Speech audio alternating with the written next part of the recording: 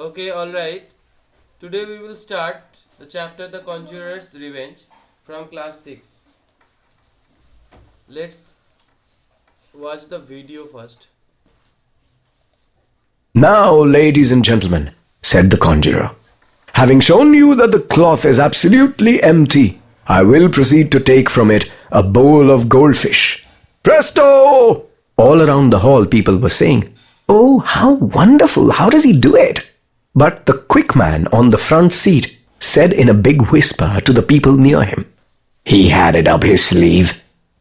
Then the people nodded brightly at the quick man and said, "Oh, of course."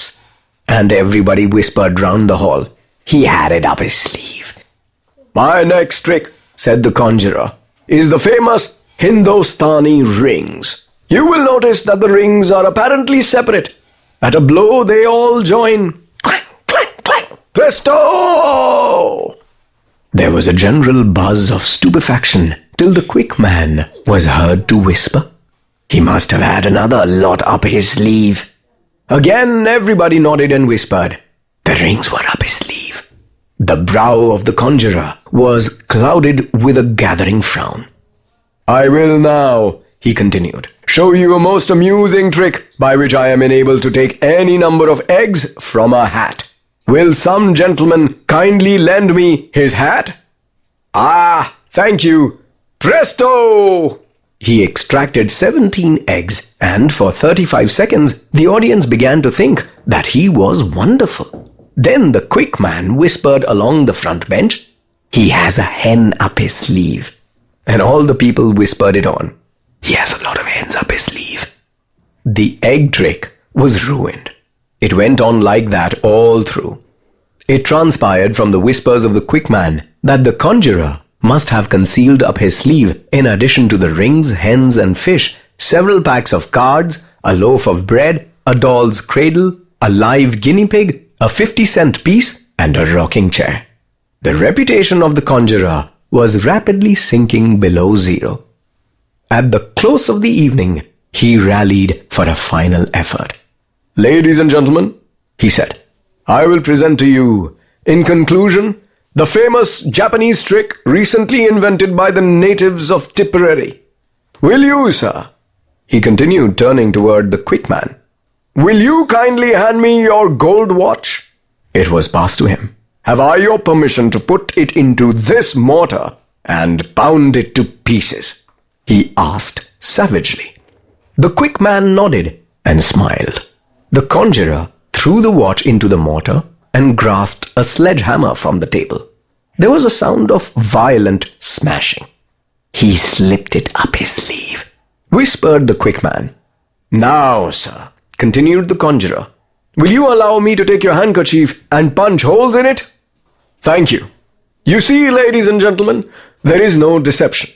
The holes are visible to the eye." The face of the quick man beamed.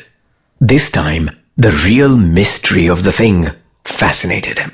"And now, sir, will you kindly pass me your silk hat and allow me to dance on it?" "Thank you." The conjurer made a few rapid passes with his feet and exhibited the hat crushed beyond recognition. "And will you now, sir, take off your celluloid collar and permit me to burn it in the candle?" "Thank you, sir. And will you allow me to smash your spectacles for you with my hammer?" "Thank you." By this time, the features of the quick man were assuming a puzzled expression. "This thing beats me," he whispered. "I don't see through it a bit." There was a great hush upon the audience. Then the conjurer drew himself up to his full height, and with a withering look at the quick man, he concluded, "Ladies and gentlemen, you will observe that I have, with this gentleman's permission, broken his watch, burnt his collar, smashed his spectacles, and danced on his hat. If he will give me the further permission to paint green stripes on his overcoat or to tie his suspenders in a knot, I shall be delighted to entertain you. If not, the performance is at an end." And amid a glorious burst of music from the orchestra, the curtain fell, and the audience dispersed, convinced that there are some tricks, at any rate, that are not done up the conjurer's sleeve.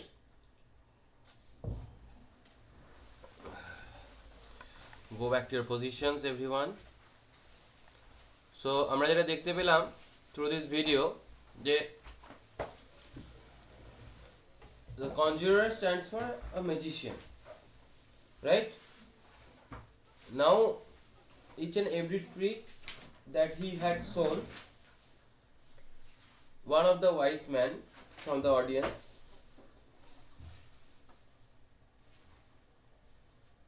commented on it, and thus everybody started believing that it's a kind of a, you know, trick, and that through which actually he is doing, মানে এমন কিছু magical trick না, এটা common একটা fact. কিন্তু যখন কনজুরারের এই ব্যাপারগুলো নিয়ে যখন সবাই রিউমার্স করতে লাগলো, কথা বলতে লাগলো, and it has turn out to be মানে নট এন্টারটেইনিং, তখন the conjurer wanted to take the revenge from them. দিয়ে ওদের টুপি, স্পেকটেকলস, ওয়াচ এসবগুলো নিয়ে ভেঙে চুড়ে দিয়ে বললো যে আর কিছু করার আছে বলুন, তাহলে আরো করবো। মানে সবাই ভাবছে যে বোধহয় অন্য কিছু ম্যাজিক দেখাবে, he would show some magic, but instead of that he smashed all those, broke all those, and nobody could say anything to him. কেউ কিছু বলতেও পারলো না, couldn't say anything to him. যখন কেউ কিছু বলতে পারলো না, তখন কি হলো,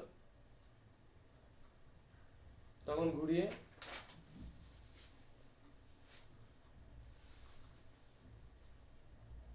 ওরা বোকা হয়ে গেল। ওরা যখন বোকাই আলটিমেটলি হয়ে গেল, so the magician's work is to make us fool only by its trick, so ultimately he made them fool.